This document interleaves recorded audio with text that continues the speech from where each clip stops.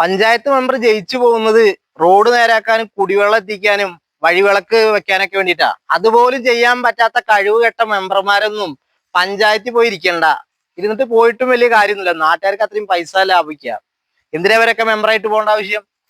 നിങ്ങൾ തന്നെ വോട്ട് കൊടുക്കണോ വേണ്ടതെന്ന് നിങ്ങൾ തീരുമാനിക്കണം. ചില സ്ഥലങ്ങളിൽ ഇലക്ഷന്റെ മുമ്പായിട്ട് ഇങ്ങനെ കല്ല് കൊടുന്നിടും. പക്ഷെ ഇത് നേരാക്കി കിട്ടണമെങ്കിൽ ഇവർ ഉദ്ദേശിക്കുന്ന മെമ്പർ തന്നെ ഇവിടുന്ന് ജയിച്ചു പോകണം.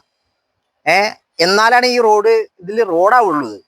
ഇങ്ങനെ പല സ്ഥലത്തും ഇങ്ങനെ ആൾക്കാരെ പറ്റിക്കാൻ വേണ്ടിയിട്ട് കുറെ കല്ല് പറക്കിയിടുന്ന പരിപാടി ഉണ്ട്. ചില സ്ഥലങ്ങളിൽ അതുപോലും ഇല്ല. ഇതാണ് 10ാം വാർഡിന്റെ 9ാം വാർഡിന്റെ ഒക്കെ അവസ്ഥ. ഇത്രയും കാലം നാട്ടില് ഇതിനേക്കാൾ മോശമായിട്ടായിരുന്നു ഈ റോഡ് കടന്നിട്ടുണ്ടായിരുന്നു. അപ്പോഴൊന്നും നേരാക്കാൻ പറ്റില്ല. ഇലക്ഷന്റെ തലേദിവസം വരുമ്പോ കുറച്ച് ആൾക്കാരെ പറ്റിക്കാൻ വോട്ടിന് വേണ്ടിയിട്ട് ഇങ്ങനത്തെ കുറച്ച് പരിപാടി ചെയ്യും. ഇതാണ് ഈ നാട്ടിൽ നടക്കുന്നത്. ഇത് ചോദിക്കേണ്ട ഈ നാട്ടിലെ ആൾക്കാർ തന്നെയാണ്. നിങ്ങൾ ചോദിച്ചാൽ മാത്രമേ ഈ ഇലക്ഷന്റെ തലേദിവസമുള്ള ഈ പരിപാടി നിർത്താൻ പറ്റുള്ളൂ.